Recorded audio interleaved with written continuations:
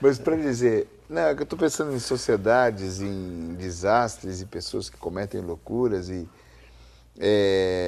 A gente pode dizer, então, dentro dessa sua afirmação toda, que a pessoa permanece na ignorância, numa cegueira, só naquela visão de 45 graus que você citou, porque ela só conhece aquele mundo. Aí falta o terapeuta, eu sei. Só conhece aquela... Falta consciência. Consciência, ótimo. Mas quem vai te ajudar... Não, às vezes por si só. Você se eu não ilumina, quero ter você se consciência, ilumina. né? Eu não quero. Eu pago para não ter consciência. Eu pago para não ter. Ela me leva ao sofrimento. Lembra o ditado Exato. antigo, né? Aí sim. Dou uma boiada para não entrar numa briga, mas entrar nela eu dou a boiada para não sair. Né? Mas eu estou dando a boiada para não entrar. Mas o que é que te leva a sofrer mais? Você permanecer naquela frustração, você permanecer naquela vida decadente, você permanecer lá no seu quadrado, você permanecer olhando o mundo por uma janela quadrada e achando que tudo está perdido, que nada tem cor, que nada funciona, que nada vai ser legal, que nada vai dar certo, ou você enfrentar a sua frustração.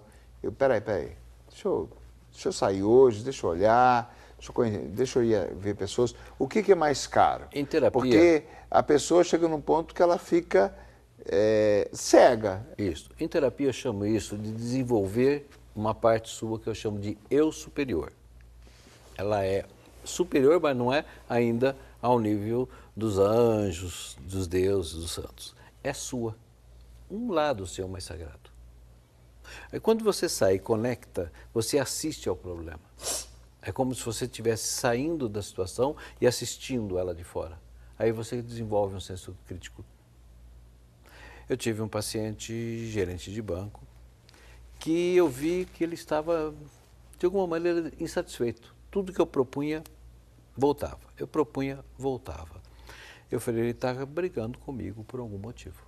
Deixa eu sair e ir para o meu eu superior, senão nós vamos ficar brigando em sessão e não é esse a minha proposta. Porque tudo que eu apresentava, isso não vai dar certo. Ele não tentou.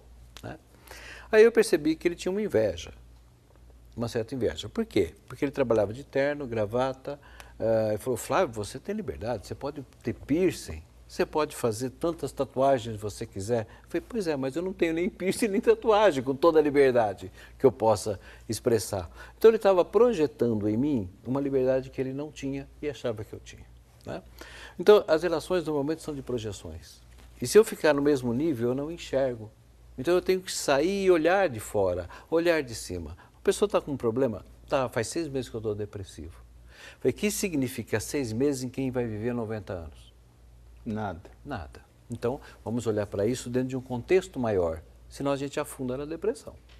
Sim, vamos olhar onde eu quero chegar disso, e não... É disso que eu estava falando, porque aí você pega lá um jovem de 20 anos, um adulto de 30 e poucos anos, que se vê frustrado, abatido, derrotado, e não conhece outra perspectiva, entendeu? Sim. E está ali naquele mundo dele, naquela sala dele, ou naquele quarto dele, e tem aquele emprego dele, e ele está ficando atormentado com isso. Sim. Né? Essa frustração já passou do ponto.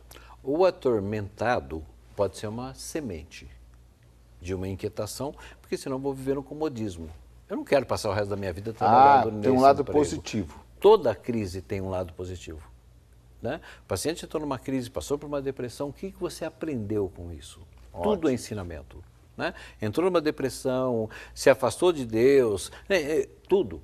Conversou com a sua sombra, não tem importância. Vamos lá. O que representou isto? E a pessoa, por si só, ela já percebe o aprendizado?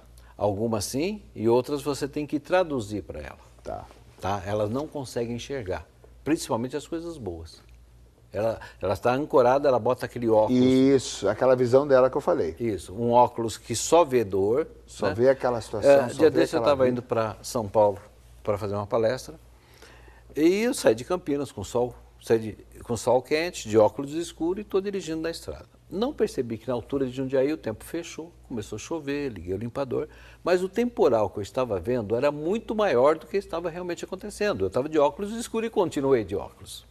Quando eu consegui parar num posto, pedi para o rapaz arrumar o meu limpador, que ele só não estava limpando a faixa que eu enxergava. Eu tinha que fazer enxergar por cima ou por baixo. Aí trocou de limpador, deu certo, tomei um cafezinho, liguei para onde eu ia, falei, vou chegar atrasado porque está chovendo, sem problemas. Entrei no carro e falei, puxa, a felicidade custa tão pouco, né? A gente pode parar e melhorar. Tirei um óculos, já melhorou. Troquei o limpador, tomei um cafezinho, então eu me acolhi. Uma das coisas que eu peço Eu me acolhi, olha que legal. Uma das coisas que eu peço sempre para o meu paciente é assim, desenvolva coisas que te acolham, que te façam bem. É uma das maneiras de você falar com Deus. Você é filho dele. Quando você trata bem essa criatura, Deus fica feliz com você. Escolher uma coisa que te faz bem é se acolher. Por exemplo, eu gosto de ler. Né? Dia desses, a Cássia, minha esposa, estava na faculdade ainda, estava meio friozinho. Eu fui lá, falei, puxa, eu estou com frio à toa. Tomei um banho gostoso, botei uma roupa mais quentinha, aquele moletomzinho, né? Peguei um livro. Eu estou colecionando uma coleção nova de música clássica, ainda não tinha escutado os 2 últimos discos, coloquei. Né? Quando ela chegou, falou, mas você é um tremendo curtidor, né? Olha só, tomando chazinho, ouvindo uma musiquinha. Eu fui me acolhendo, né? Às vezes eu faço isso desenhando.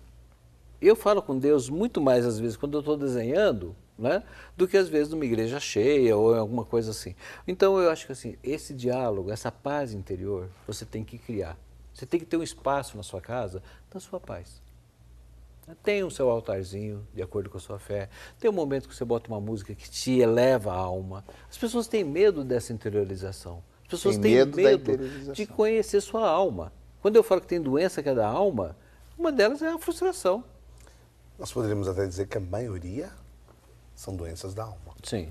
Você pode ter um câncer, se você tiver um equilíbrio. Você não deixa a alma aqui para ficar doente, né, pai? Né? Você vai viver com esse câncer, entendendo que ele é algo apenas do corpo, mas ele não pode atingir essa sua existência que é eterna para nós, enquanto doutrina, enquanto tradição de fé.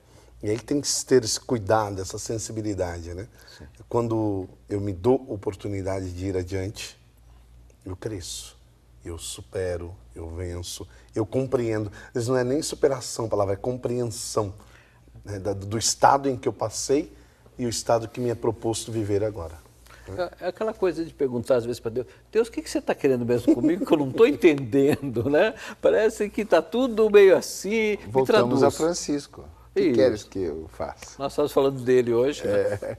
Tá certo. E esse é Oriente-se. Nós estamos falando hoje como lidar com as suas frustrações. Eu sei, está bastante assim, terapêutico o programa, filosófico, mas está gostoso.